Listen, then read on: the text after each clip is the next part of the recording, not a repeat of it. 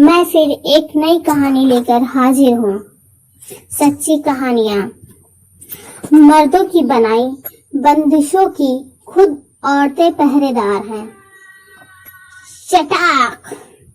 जैसे ही वो थप्पड़ मेरे गाल पर आकर लगा, मेरे हाथ में जो मैंगो शेक की ट्रे थी वो दूर जाकर गिरी।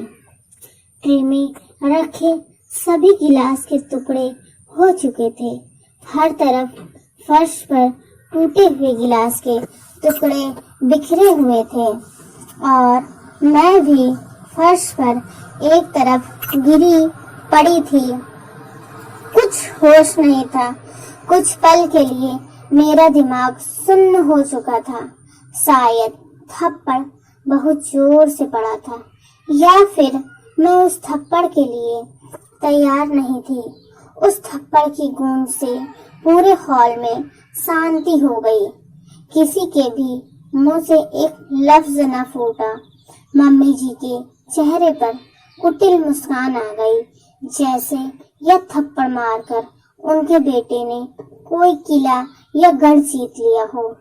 मम्मी जी की सारी सहेलियां जो उस किटी पार्टी में मौजूद थीं, हैरानी से सभी मम्मी जी को, तो कभी उनके बेटे सुजय को, तो कभी उनकी बहू यानी कि मुझे सुदीप्ता को देख रही थी, पर किसी ने भी आगे बढ़कर मुझे उठाने की कोशिश नहीं की। जब थोड़ा दिमाग सही हुआ और धीरे धीरे अपने होश में आने लगी तो खुद ही खड़ी हो गई। देखा तो धीरे धीरे मम्मी जी की सहेलियां नदारद हो चुकी थीं। क्यों कोई दूसरे के घर के पछड़े में टांग अड़ाए, यही सोचकर सब वहां से निकल गए। जैसे ही खड़ी हुई वैसे ही सुजाए चिल्लाते हुए बोला, घर के बाहर किससे पूछ कर गई थी? बहुत ज्यादा मौज मस्ती करने का शौक चढ़ा है तुझे। इज्जत से रहना इस घर में, वरना शौक उतारने अच्छे से आते हैं। मुझे सच कहूँ तो सिर अभी भी घूम रहा था, इसलिए कुछ कह नहीं पाई। सुजॉय अपना गुस्सा दिखाकर घर के बाहर निकल गए और मम्मी जी, उन्हें तो शायद मुझसे कोई हमदर्दी थी ही नहीं। वही तो थी जिनके कलेजे को सबसे ठंडक पहुंची थी, क्योंकि वो ही थी जिन्होंने सुजय को फोन करके कहा कि मैं घर के बाहर गई हूँ।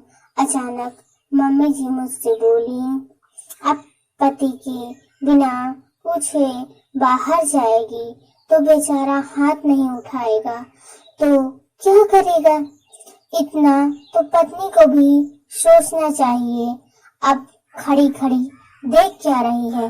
फटाफट ये बिखरे हुए टुकड़ों को उठा और अपना काम कर, बोलकर मम्मी जी भी अपने कमरे में चली गई। मैं वहीं हॉल में खड़ी रह गई।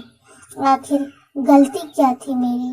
यही कि मैं मम्मी जी की किटी पार्टी के लिए बाहर से सामान खरीद कर ले आई, और बाहर भी कितना, घर के पास वाली दुकान से ही लेकर आई थी।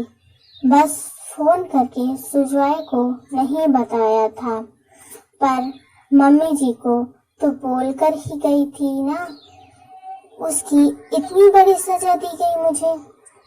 आंखों में आंसू और अपने दिल के टुकड़े लिए मैं उन बिखरे हुए टुकड़ों को समेटने लगी, पर बहुत कुछ दरक चुका था मेरे अंदर। सुजय तो मर्द है, लेकिन मम्मी जी तो औरत है, और जब भी उनका बेटा ऐसी कोई गलती करता है तो वो हमेशा उसकी पहरेदार बनकर खड़ी हो जाती हैं। सच ही कहा है कि मर्दों की बनाई बंदिशों की खुद औरतें पहरेदार होती हैं, जो उनके गलत को सही साबित करती हैं। मैं सुदीप्ता, इस घर की बहू। मेरी शादी सुजय के साथ 8 महीने पहले हुई थी।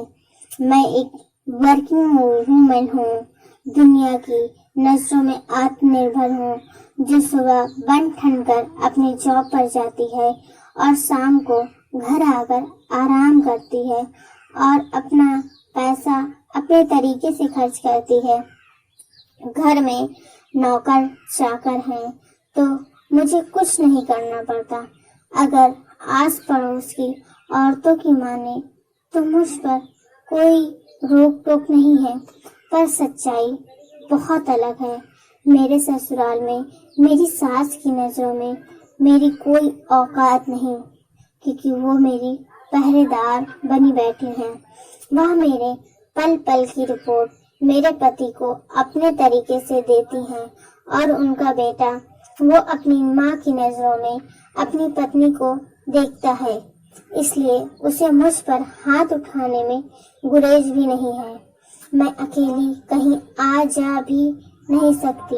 अगर मुझे थोड़ा सा भी ऑफिस से आने में लेट हो जाए तो मेरा पति वहीं पहुंच जाता है और ऑफिस के बाहर जब मैं निकल कर आती हूँ तो वही लोगों के सामने मेरी इज्जत का फालूदा कर चुका होता है।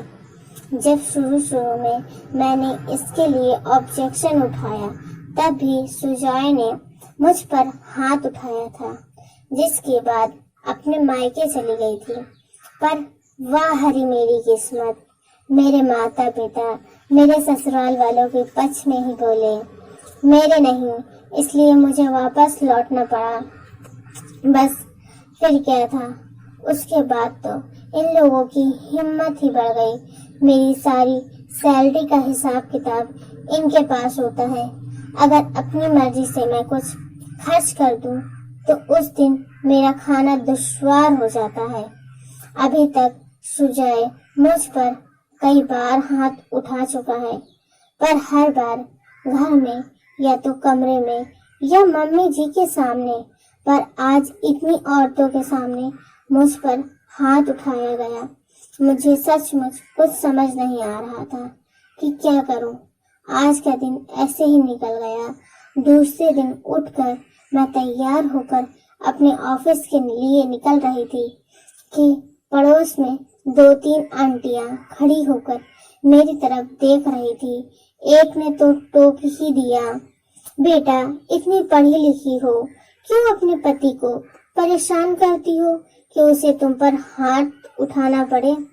सुनकर बड़ा अजीब लगा, पर क्या कह सकते हैं, मेरा पति मुझ पर हाथ उठाकर भी बेचारा बन चुका था। सच है, कमी औरतों की ही निकाली जाती है और वो कमी निकालने वाली भी औरतें ही होती हैं। हम आज के सो कॉल्ड मॉडर्न लोग बेवजह फेमिनिज्म का रोना रोते हैं। असल लड़ाई मर्दों से नहीं बल्कि औरतें से ही होती है। मन में ख्याल आ रहे थे कि काश भगवान अगले जन्म में औरत न बनाए, पर यह तो हार मानने जैसा था। जब इस जन्म को जीना है तो मुझे निर्णय तो लेना ही था। यूं अपनी जिंदगी मार खा खा कर तो नहीं रह सकती, और माँ बाप उनके पास तो जाना ही बेकार था, क्योंकि उन्हें साथ देना होता तो पहले ही बार दे चुके होते। सबसे पहले अपने ऑफिस पहुंची, छुट्टी के लिए अप्लाई कर बैंक गई, जहां पर मैंने अपने सारे अकाउंट के पासवर्ड डिटेल सब बदले और अपने अकाउंट को अपने अंडर में लिया। इसके बाद निकलकर सीधे महिला पुलिस थाने पहुंची और अपने पति और सास के खिलाफ कंप्लेन की। मेरी कंप्लेन पर तत्काल ही सुनवाई हुई और 3 महिला कांस्टेबल के साथ मुझे मेरे ससुराल भेजा गया, जहां उन्हें देखकर दोनों के हाथ पैर फूल गए और उन दोनों ने हाथ जोड़कर मुझसे माफी मांगी। हालांकि जिस तरीके से वो लोग मुझे देख रहे थे, मुझे पता था कि वो दोनों मुझ पर बाद में हाथ उठाएंगे। फिर भी मैंने उन्हें माफ किया, लेकिन साथ ही साथ मेरी जान को जोखिम में ये थाने में जरूर लिखवा दिया, जिसके बाद दोनों को वार्निंग देकर छोड़ दिया गया। कांस्टेबल के जाने के बाद मेरे पति ने मुझ पर हाथ उठाने की कोशिश की, पर इस बार मैंने भी पलटकर 2-3 चांटे उन्हें रसीद कर दिए। देखकर मम्मी जी चिल्लाई, अरे पति पर हाथ उठाती है, शर्म नहीं आती तुझे? अगर घर की इज्जत ऐसे ही उछालने का शौक है तो यहाँ क्यों पड़ी हुई है? तलाक क्यों नहीं दे देती? नहीं मम्मी जी, तलाक तो मैं नहीं दूंगी। आखिर इतनी आसानी से आप लोगों को कैसे रहने दूं? तलाक के बाद आपका बेटा दूसरी शादी कर लेगा और किसी और लड़की की जिंदगी बर्बाद करेगा। वह मैं होने नहीं दूंगी। आपने जो मेरी जिंदगी बर्बाद की है उसका खामियाजा तो आपको भी भुगतना ही पड़ेगा।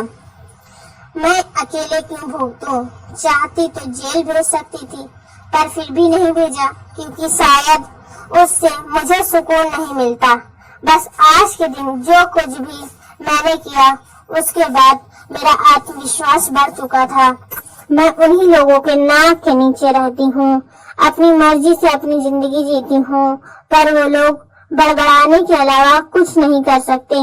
उन लोगों ने मेरे माता पिता को भी बुलाया था, पर मैंने हाथ जोड़कर उन्हें मना कर दिया कि आप लोगों को अब कुछ बोलने की जरूरत नहीं है। आप लोग अपनी लोक लाज संभालो और अपना घर, मैं अपना घर। ऐसी और कहानियां सुनने के लिए मेरे चैनल को सब्सक्राइब करें और फॉलो करें। Thank you.